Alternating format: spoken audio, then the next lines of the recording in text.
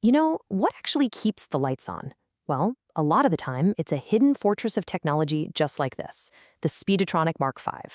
So in this explainer, we're going to pull back the curtain on the incredible engineering that stops catastrophic failures in the massive turbines that, basically power our world. I want you to picture a giant gas or steam turbine spinning with just an unbelievable amount of force. A single failure here isn't just a small problem. It can be catastrophic. We're talking blackouts, millions in damage, and costly downtime. So the real question is, how do you manage that kind of raw power with absolute rock-solid certainty? Well, the answer is a system that was built from the ground up with one goal and one goal only: fail-safe operation. The Mark V isn't just another computer. It's a fortress of control, specifically designed to handle the immense pressures of running a turbine. So, how are we going to explore this fortress? First, we'll talk about the huge challenge of controlling a turbine in the first place. Then, we're going to crack open the cabinet and see the hardware inside, uncover the secret to its insane reliability, follow the data as it zips through its own nervous system, and finally, see how humans stay in command of the whole thing. Okay, let's start with the big picture. Before we dive into the nuts and bolts, we really need to understand the stakes here. I mean, why go to all this trouble to build such a ridiculously complex control system? Right, so controlling a turbine means you are constantly juggling these critical variables, things like speed, temperature, while protecting the machine itself. Any downtime is incredibly expensive, so reliability is everything. And that's exactly what the Mark V is built for. Its entire philosophy is based on having redundant sensors and a fail-safe design to give these machines the absolute control and protection they need. Now for the fun part. Let's swing open those cabinet doors and see how this whole system is physically put together. The whole thing is modular. It's built around these units called cores.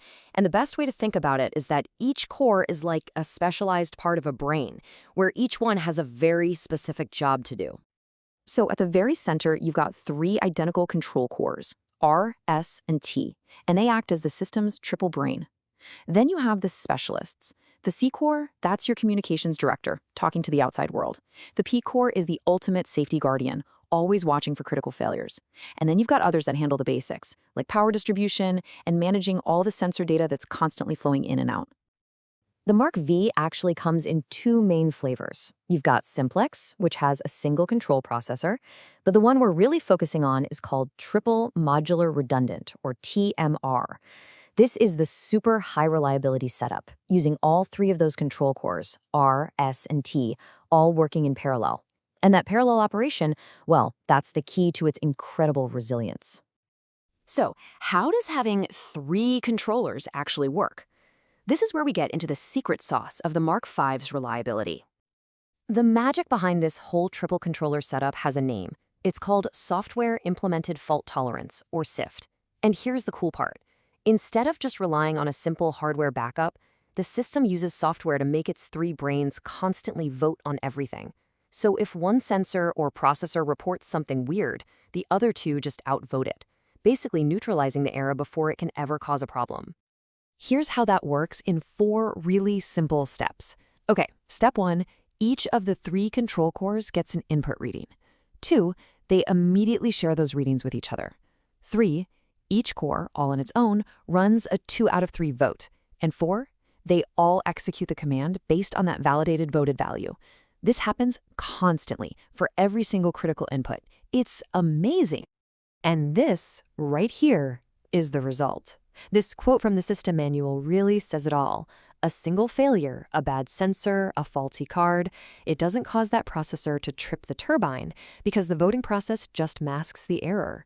This is the feature that prevents false trips and keeps the power on. Of course, for all this voting to actually happen, the different cores need a super fast and reliable way to talk to each other. So let's take a look at the system's internal networks, its nervous system really, that makes all this possible. So the system uses 4 totally separate networks. You've got the stage link for the operator and the IONet for all the sensors, but the most critical one is the DNet. Think of that as the high-speed highway where the control cores share all that data for voting. And just in case everything goes wrong, there's the BooNet, a completely separate, much slower backup link for absolute emergencies. Every network has its own job, creating yet another layer of organized redundancy. All right, so we've got this incredibly reliable, self-checking brain. But how does a person actually talk to it? Operators have two ways in. For all the everyday stuff, they use the primary interface, the I, which is basically a computer with a really detailed graphical display. But for emergencies, there's a direct lifeline, the Backup Operator Interface, or BOI, which is a simple panel right on the cabinet door. And here's the important part. The main interface talks through the communication core, but that backup panel has its own private direct line to the main control cores, bypassing everything else. And this dual interface design is, you guessed it, another layer of redundancy. It separates the day-to-day monitoring from the absolute must-not-fail control path. So if the main computer or its network goes down, an operator can literally walk up to the cabinet and still safely manage the entire turbine using that direct backup link. So as we start to wrap this up, the whole philosophy of the Mark V becomes crystal clear.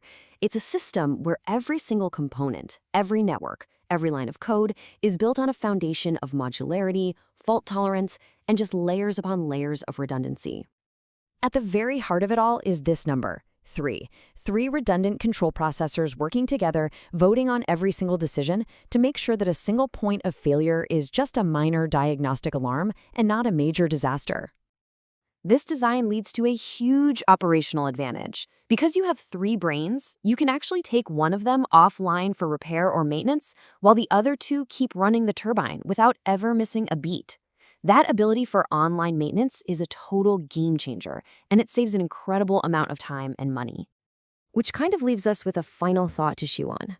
When you have a system that is this robust, with so many layers of hardware and software redundancy, all designed to eliminate any single point of failure, what do you think ultimately becomes the weakest link in the chain of command?